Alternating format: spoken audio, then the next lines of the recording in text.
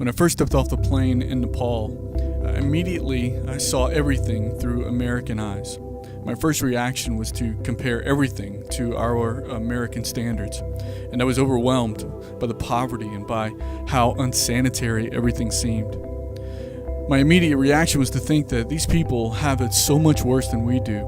And if I'm honest, I thought I was better than them, because at that moment I felt more blessed by God because of where I lived and because of the things that I have. And this feeling was only amplified as we visited some of the Hindu and Buddhist temples. And the temples are filled with idols to be prayed to, and prayer wheels that you spin to send up prayers to the gods, shrines to worship false gods, fires to burn the bodies of loved ones who have died, all in the hope that good luck or good fortune would be received. And I thought, how can anyone believe this?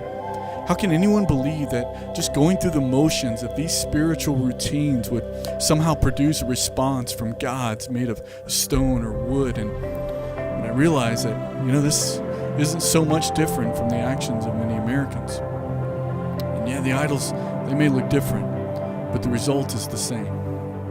And these temples are elevated as beacons of hope in Nepal, but they only offer hopelessness. And with a population of 2.5 million people in Kathmandu alone, and 99% of all the people in Nepal practicing a religion other than Christianity, it was very easy to let how spiritually dark this country is to overwhelm you.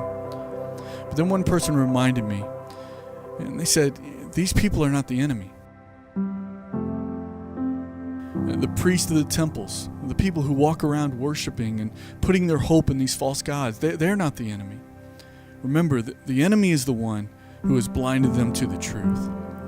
And it's hard to believe. It was hard to believe that even the gospel could penetrate and defeat such darkness and such sin that is so strong. But then I remembered, it already has. As we began meeting the people of Nepal, as we began interacting with them, as we began hearing their stories, my eyes were opening to see not how much worse they live than Americans, but how different they live. As I began to interact more and more with the people of Nepal, as I began to hear more and more of the stories of the people who have been changed by the power of Jesus Christ, I began to see how beautiful a life they truly live. And it is a simple life. And it's a life that requires hard work. But as I met more and more with these people, my thinking began to shift from what I could teach them into what I should be learning from them. By American standards, yeah, they are poor. But by God's standards, they are very rich. Rich in love, and rich in spirit, and rich in joy, and rich in community, and rich in life. I've been forever changed by the people of Nepal. And I continue to pray that more and more of them will be changed by the power of Jesus Christ.